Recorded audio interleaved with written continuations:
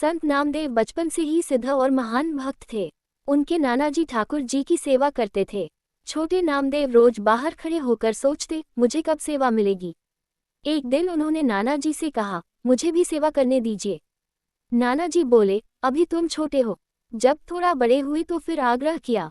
नानाजी बोले, जब मैं कहीं बाहर जाऊंगा तब तुम सेवा करना। नामदेव जी रोज पूछते, नानाजी आप कब जाओगे। उनकी यह व्याकुलता देखकर स्वयं ठाकुर जी को भी इच्छा हुई कि नामदेव उनकी सेवा करें। एक दिन ऐसा अवसर आया कि नानाजी को तीर्थ यात्रा पर जाना पड़ा।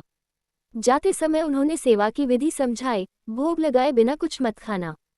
अब नामदेव जी बड़े प्रेम से सेवा करने लगे। सुंदर पकवान बनाकर ठाकुर जी के सामने भोग रखा और बोले, नाथ भोग स्वीकार कीजिए। पर ठाकुर जी मौन रहे। पहला दिन बीत गया, दूसरा दिन भी। 3 दिन तक नामदेव जी ने भी अन्न जल ग्रहण नहीं किया। तीसरे दिन वे अत्यंत व्याकुल हो गए। उन्होंने छुरी गले पर रख ली और बोले, अगर आप मेरे हाथ का भोग स्वीकार नहीं करेंगे तो मैं प्राण त्याग दूंगा। क्या मेरी भक्ति में कमी है। इतना सुनते ही ठाकुर जी प्रकट हुए, उनका हाथ पकड़ लिया और बोले, अरे नामा, इतनी जल्दी हार मान ली। कुछ धैर्य, कुछ तपस्या भी जरूरी है। नामदेव जी बोले, अब आ गए हैं तो भोग जरूर स्वीकार कीजिए। और उस दिन ठाकुर जी ने प्रेम से भोग ग्रहण किया। अब तो रोज आने लगे। कुछ समय बाद नाना जी लौटे। उन्होंने देखा कि मंदिर का वातावरण दिव्य प्रकाश और सुगंध से भरा है। जब उन्होंने भोग रखा और थोड़ी देर बाद उठा लिया तो नामदेव जी बोले, ये क्या। ठाकुर जी ने तो खाया ही नहीं।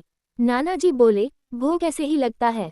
नामदेव जी ने कहा, नहीं, मेरे सामने तो सब खा जाते हैं। उन्होंने फिर भोग रखा और ठाकुर जी को पुकारा।